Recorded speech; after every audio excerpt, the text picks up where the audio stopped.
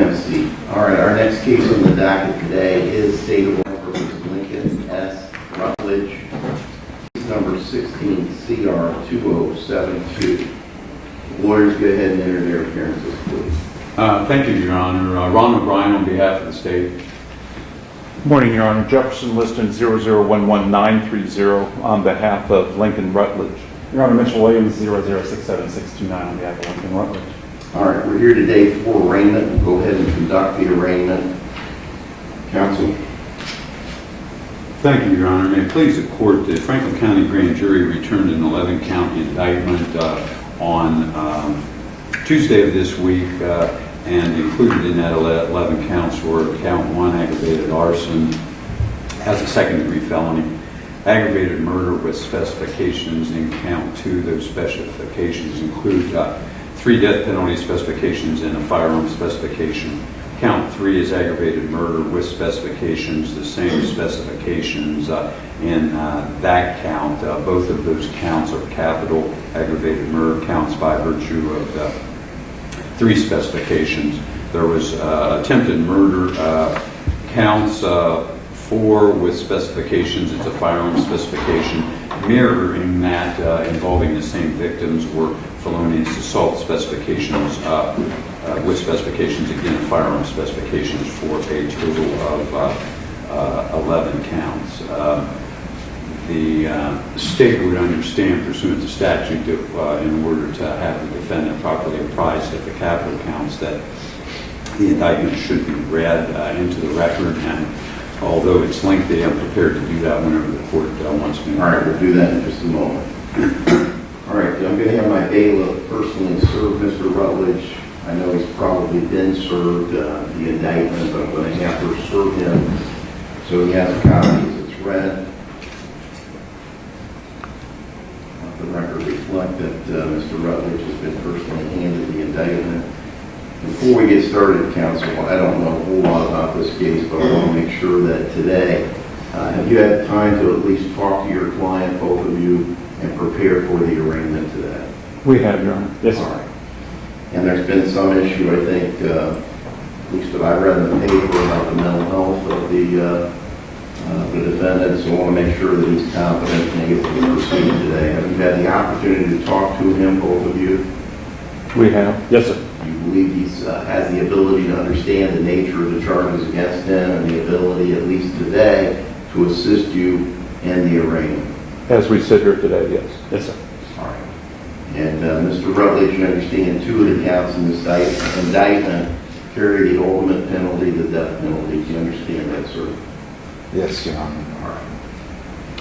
Go ahead and have a seat. I'm going to have Mr. O'Brien read the indictment pursuant to the statute. Thank you. Thank you, Your Honor. May it please the court, the indictment begins with the grand jury term commencing on May 13th of 2016. Count 1, aggravated arson, defendant Lincoln Scott Rutledge. The date of the offense is on or about April 9th, 2016. The jurors of the grand jury of the state of Ohio, duly selected and paneled, sworn and charged in inquired crimes and offenses committed within the body of Franklin County and the state of Ohio, upon their oath, do find and present that Lincoln Scott Rutledge laid to said county on or about April 9, 2016, within the county of Franklin aforesaid, in violation of section 290902 of the Ohio Revised Code, did by means of fire or explosion knowingly cause physical harm to any occupied structure, to wit 533 Fair Lawn Drive. Count 2, aggravated murder, 290301. Lincoln Scott Rutledge, the defendant, on or about April 9th to April 10th of 2016. The jurors of the grand jury of the state of Ohio, duly selected and panel, sworn and charged in inquired crimes and offenses committed within the body of Franklin County, Ohio, and upon their oath do further find and present that Lincoln Scott Rutledge laid to said county on or about April 9th to April 10th, 2016, within the county of Franklin aforesaid, in violation of 290301 of the Ohio Revised Code, did purposely and with prior calculation and design cause the death of Stephen M. Smith. Specification 1 to count 2, murder of a law enforcement officer. Specification 29290486. The grand jurors further find and specify the victim was a law enforcement officer as defined in section 291101 of of the Ohio Revised Code, whom the offender had reasonable cause to know or knew to be a law enforcement officer, and either the victim at the time of the commission of the offense was engaged in the victim's duties, or it was an offender's specific purpose to kill a law enforcement officer.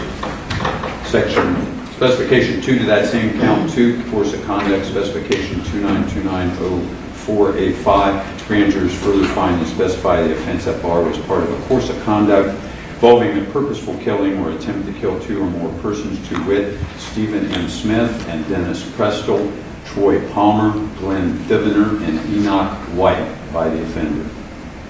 Specification 3 to count 2, murder to escape, specification 292904A3. The grand jurors further find and specify the offense was committed for the purpose of escaping detection, apprehension, trial, or punishment for another offense committed by him, to wit, aggravated arson.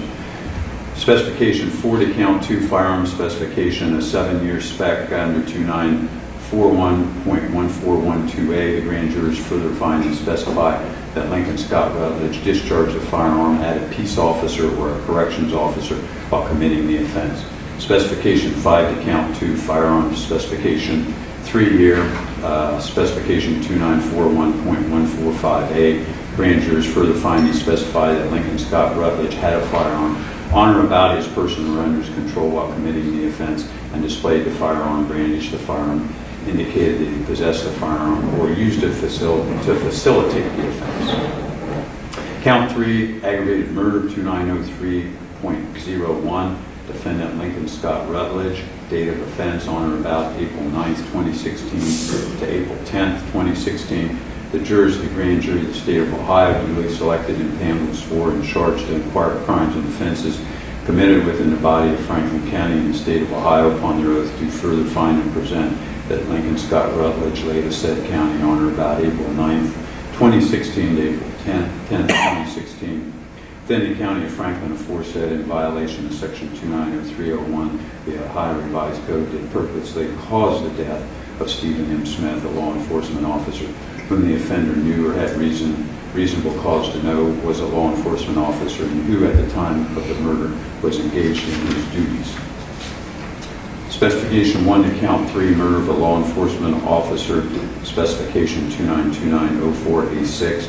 The grand jurors further find and specify the victim was a law enforcement officer as section 291101 of the Revised Code, whom the offender had reasonable cause to know or knew to be a law enforcement officer, and either the victim at the time of the commission of the offense was engaged in the victim's duties, or it was the offender's specific purpose to kill a law enforcement officer. Specification 2 to count 3, course of conduct, specification 292904A5. Grand jurors further find and specify that the offense at bar was part of a course of conduct involving a purposeful killing of or attempt to kill 2 or more persons, to wit, Stephen M. Smith and Dennis Prestel, Troy Palmer, Glenn Thivener, and Enoch White by the offender. Specification 3 to count 3, murder to escape, specification. The grand jurors further find and specify the offense was committed for the purpose of escaping detection, apprehension, trial, or punishment for another offense committed by him, to wit, aggravated arson. Specification 4 to count 3, firearm specification, a 7-year specification under 2941.1412A. Grand jurors further find and specify that Lincoln Scott Rutledge discharged a firearm at a peace officer or a corrections officer while committing the offense. Specification 5 to count 3, a firearm specification, a 3-year specification under 2941.145A.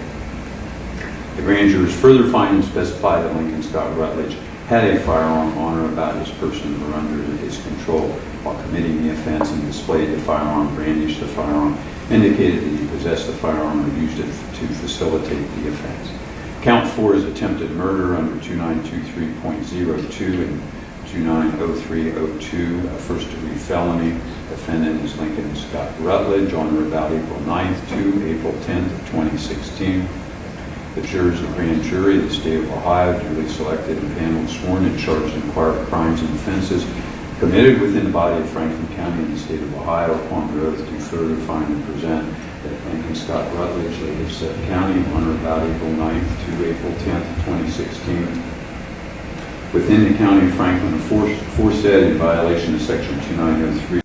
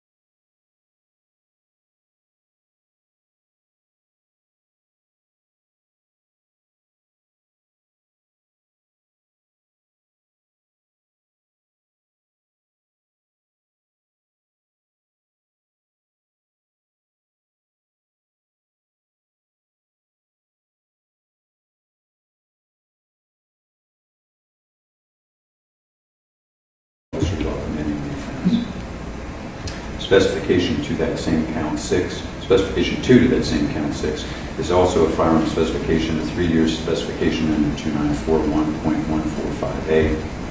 Grand jurors further find and specify that Lincoln Scott Rutledge had a firearm on or about his person or under his control while committing the offense and displayed the firearm, brandished the firearm, indicated that he possessed the firearm or used it to facilitate the offense. Count 7 is felonious assault, 2903.11, first-degree felony. Lincoln Scott Rutledge as the defendant on or about April 9, 2016 to April 10, 2016. The jurors of the grand jury of the state of Ohio duly selected and panel sworn and charged in prior crimes and offenses committed within the body of Franklin County, Ohio, Franklin County in the state of Ohio. Upon their oath, do find and present that Lincoln Scott Rutledge, later said county, on or about April 9th to April 10th, 2016, within the county of Franklin aforesaid, in violation of 290311 of the Ohio Revised Code, did knowingly cause or attempt to cause physical harm to Troy S. Palmer by means of a deadly weapon or dangerous ordinance, to wit, a firearm. Furthermore, the victim is a peace officer. Specification 1 to count 7 is a firearm specification, a 7-year firearm specification under 2941.1412A. The grand jurors further find and specify that Lincoln Scott Rutledge discharged a firearm at a peace officer or a corrections officer while committing the offense. Specification 2 to that same count 7 is also a firearm specification, a 3-year specification under 2941.145A. The grand jurors further find and specify that Lincoln Scott Rutledge had a firearm on or about his person or under his control while committing the offense and displayed the firearm, brandished the firearm, indicated that he possessed the firearm or used it to facilitate the offense. Count 8, attempted murder, 292302, 2903.02, first-degree felony. The defendant, Lincoln Scott Rutledge, dated the offense is on or about April 9th, 2016, April 10th, 2016. The grand jurors, state of Ohio, duly selected and panel sworn and charged in prior crimes and offenses committed within the body of Franklin County in the state of Ohio. Upon their oath, do further find and present that Lincoln Scott Rutledge, latest said county, on or about April 9th to April 10th, 2016, within the county of Franklin aforesaid, violation of section 290302 of the Ohio Revised Code, to attempt to purposely cause the death of Glenn D. Dillon. Specification 1 to count 8 is a firearm specification, a 7-year firearm specification under 2941.1412A. The grand jurors further find and specify that Lincoln Scott Rutledge discharged a firearm at a peace officer or a corrections officer while committing the offense. Specification 2 to count 8 is also a firearm specification, a 3-year firearm specification under 2941.145A. Grand jurors further find and specify that Lincoln Scott Rutledge had a firearm on or about his person or under his control while committing the offense and displayed the firearm, brandished the firearm, indicated he possessed the firearm or used it to facilitate the offense. Count 9 is also felonious assault, 2903.11, a first-degree felony. Defendant is Lincoln Scott Rutledge. Date of offense is on or about April 9th, 2016, April 10th, 2016. The jurors of the grand jury of the state of Ohio, duly selected and panel sworn and charged in prior crimes and offenses committed within the body of Franklin County in the state of Ohio. Upon their oath, do find and present that Lincoln Scott Rutledge, late of said county, on or about April 9th, 2016 to April 10th, 2016, within the county of Franklin aforesaid, in violation of section 290311 of the Ohio Revised Code, did knowingly cause or attempt to cause physical harm to Glenn D. Diviner by means of a deadly weapon or dangerous ordinance, to wit, a firearm. Furthermore, the victim is a peace officer. Specification 1 to count 9 is a firearm specification, a 7-year specification under 2941.1412A. Grand jurors further find and specify that Lincoln Scott Rutledge discharged a firearm at a peace officer or a corrections officer while committing the offense. Specification 2 to count 9 is also a firearm specification, a 3-year firearm specification under 2941.145A. The grand jurors further find and specify that Lincoln Scott Rutledge had a firearm on or about his person or under his control while committing his offense and displayed the firearm, brandished the firearm, indicated that he possess a firearm or used it to facilitate the offense. Count 10 is attempted murder, 292302, 2903.02, first-degree felony. Defendant is Lincoln Scott Rutledge. The date of the offense on or about April 9th to April 10th, 2016. The jurors, grand jury of the state of Ohio, duly selected and panel sworn, charged to inquire crimes and offenses committed within the body of Franklin County in the state of Ohio. Upon their oath to find and present that Lincoln Scott Rutledge, Lady said county, on or about April 9th, 2016 to April 10th, 2016, within the county of Franklin aforesaid, in violation of section 290302 of the Ohio Revised Code, to attempt to purposely cause the death of Enoch B. White. Specification 1 to count 10 is a firearm specification, a 7-year firearm specification under 2941.1412A. The grand jurors further find and specify that Lincoln Scott Rutledge discharged a firearm at a peace officer or a corrections officer while committing the offense. Specification 2 to count 10 is also a firearm specification, a 3-year firearm specification under 2941.145A. The grand jurors further find and specify that Lincoln Scott Rutledge had a firearm on or about his person or under his control while committing the offense and displayed the firearm, brandished the firearm, indicated that he possessed the firearm or used it to facilitate the offense. Count 11 is felonious assault under 2903.11, a first-degree felony. The defendant is Lincoln Scott Rutledge on or about April 9th, 2016 to April 10th, 2016. The jurors of the grand jury of the state of Ohio, duly selected and panel sworn, charged to inquire of crimes and offenses committed within the body of Franklin County in the state of Ohio. Upon their oath to find and present that Lincoln Scott Rutledge, Lady said county, on or about April 9th, 2016 to April 10th, 2016, within the county of Franklin aforesaid, in violation of section 290311 of the Ohio Revised Code, to knowingly cause or attempt to cause physical harm to Enoch B. White by means of a deadly weapon or dangerous ordinance, to wit, a firearm. Furthermore, the victim is a peace officer. Specification 1 to count 11 is a firearm specification, a 7-year firearm specification under 2941.142A. The grand jurors further find and specify that Lincoln Scott Rutledge discharged a firearm at a peace officer or corrections officer while committing the offense. Specification 2 to count 11 is also a firearm specification, a 3-year firearm specification under 2941.145A. Grand jurors further find and specify that Lincoln Scott Rutledge had a firearm on or about his person or under his control while committing the offense and displayed the firearm, brandished the firearm, indicated that he possessed the firearm or used it to facilitate the offense. All of the above conduct being contrary to the form of the statute in such cases made and provided and against the peace and dignity of the state of Ohio. Indictment, Ron O'Brien, prosecuting attorney, Franklin County, Ohio, a true bill signed by Warren T. Edwards, 00736769, an assistant prosecuting attorney, and signed by the foreperson of the grand jury. Following information, Your Honor, attached to the indictment is descriptive, both in terms of count and descriptive of the defendant that was not contained in the body of the indictment, and therefore I don't believe pursuant to statute I would have to read into the record. I agree. Thank you. All right, counsel. Your Honor, thank you.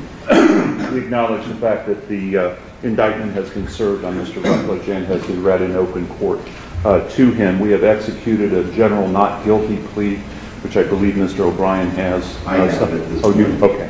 Thank you. As to the charges and all specifications there too.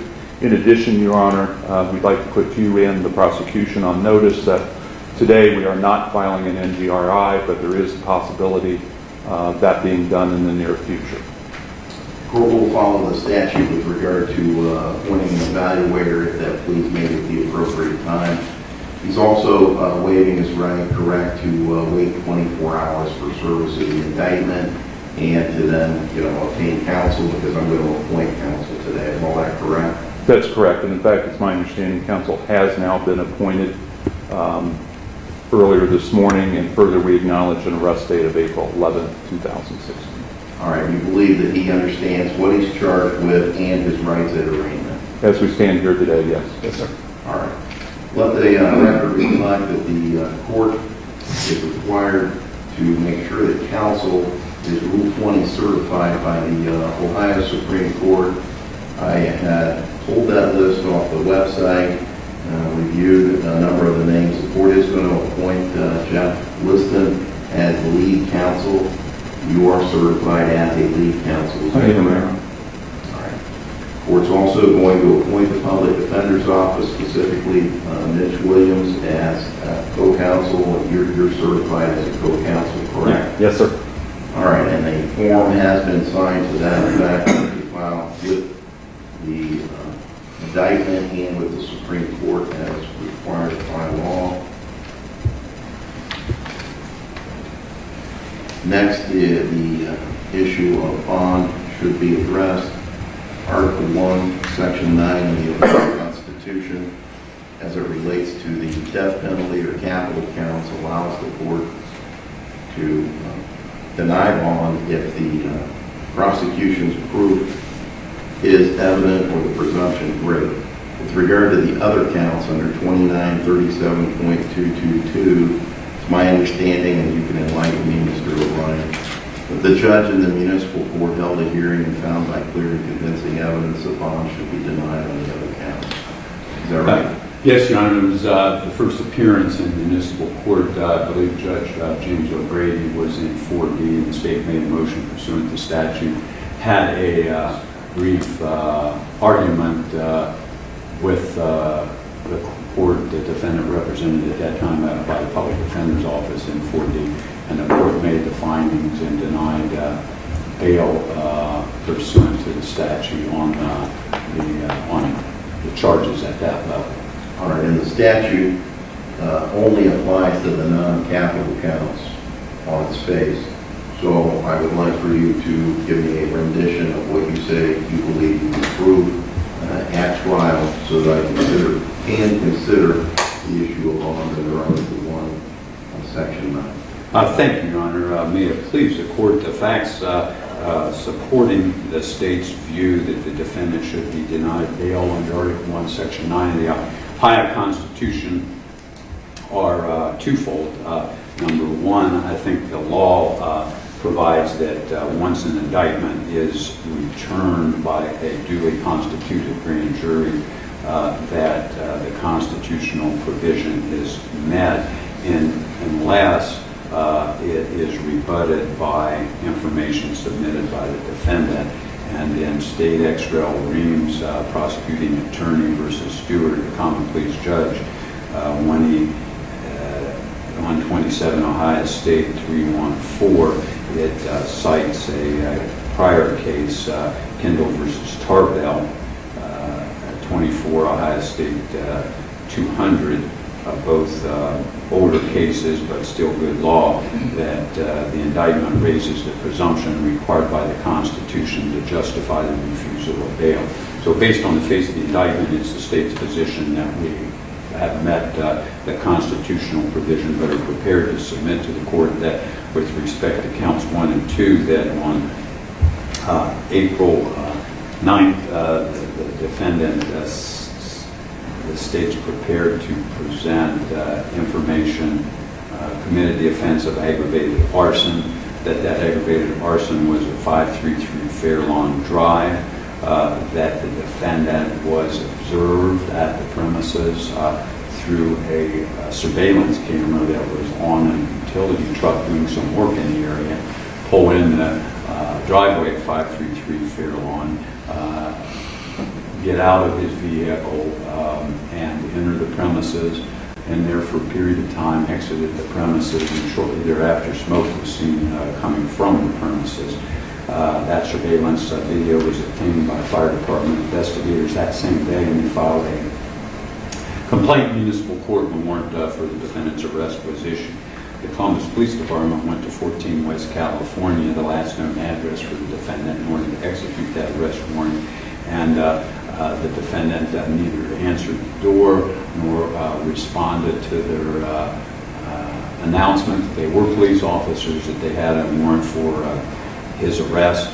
There were lights on in the house at the time they knocked on the door.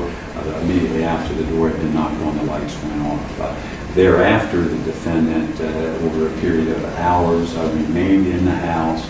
SWAT officers were called. They responded to the scene in order to safely place the defendant under arrest pursuant to the warrant. There was a standoff for a period of time. During that period of time, the defendant fired shots out of the bedroom window towards a Bearcat vehicle in which the victim, Stephen Smith, a police officer, was in the rear of the premises. The Bearcat itself had multiple bullet strikes on it. As the crime scene was reviewed at a later time, officers entered the basement of the premises where the defendant resided, and the entire, I believe it was a 6-unit premise, where you had access to the whole basement of all 6 units. And while 2 officers were in that basement, the defendant was firing shots through the floorboard to the officers below, and actually one of the bullets going through the floorboard went through the rear of the officer's vest and through some equipment on his back, that indicating to the state the purpose of the defendant. Therefore, they threw in what they call robots into the house, which had cameras in them so they can see what's going on. The defendant fired at those robots, again striking the robots, disabling at least one of them. The second robot was thrown in. He did the same thing. He fired shots out that same bedroom window at other officers. Those are the attempted murder and felonious assault counts, I believe, that are 4 through 11 that were fired by him. A firearm was, once the crime scene fire was suppressed, firearm was recovered at the premises. It was a 9mm handgun. There were shell casings, 14, I believe, shell casings recovered in the premises in the area. And those 14 shell casings had been fired from the firearm that was recovered at the premises. The defendant, when released from the hospital after being given his Miranda rights, gave a statement to the police, which would indicate to the state that he knew what he was doing and was intending to fire at police officers who he knew to be police officers. The fact neighbors in the neighborhood all heard announcements through bullhorns and otherwise during the standoff that these were police officers outside, they were SWAT officers. The state will not put on the record the contents of the defendant's statement, and I can provide that to the court if you think it's necessary, but I don't want to believe it would be necessary at this time. I don't want to put inculpatory statements in the record at this early date. So those would be the facts upon which the state would rely to satisfy the constitutional provision in Article 1, Section 9. Thank you. You wish to address Bond? I do, Your Honor. I simply want you to be aware of certain factors in regards to Mr. Rutledge that the court should normally take into consideration for bond. He's 44 years of age. He has no prior criminal record whatsoever. He's a lifelong resident of Central Ohio. He's a high school graduate, an associate degree in addition from DeVry. He had worked for a significant period at Ohio State University leading up to the events that may have transpired here. I think it's especially important for you to understand that at age 44, no prior record up until April of 2016. Mr. Williams? Nothing in addition. All right. Court's considered the factors under Rule 46 and considered Article 1, Section 9. Court's going to continue the municipal court order pursuant to 2937.222A. The denial of bond on all the felony charges, the statute and the Constitution allows denial of bond on the non-capital offenses. With regard to the capital offenses, the court believes, given the seriousness of this offense, the risk that it poses to the public, and the fact that we're talking about the death penalty and the possibility he could flee, the danger posed to the community, the court finds that Article 1, Section 9 of the Ohio Constitution court. The court believes, for purposes of arraignment only, is presumed innocent. That the evidence submitted, the facts submitted, is enough to establish a presumption that's great, and that the charges are evident, and the fact he was indicted by the grand jury establishes probable cause. Mr. O'Brien cited that case. So the court is going to deny bond on counts 2 and 3 that have the death penalty specifications. The court does accept the not guilty plea. This matter will be set in the regular course for pretrial and/or in motions. We'll monitor this case closely so that we make sure it doesn't go beyond time limits. Unless time limits are waived, certainly we're going to give you whatever time you need to prepare. And if an NGRI plea is made, we'll deal with that. The only other thing I want to cover is, and it's probably evident, but I need to ask it. He is a U.S. citizen, correct? He is, Your Honor. All right. I think that I've covered everything required by laws. Are there any additions, modifications, or corrections from either side? Not from the state, Your Honor. No, Your Honor. No, sir. All right, thank you. Thank you very much. Thank you, Your Honor. Thank you, Your Honor.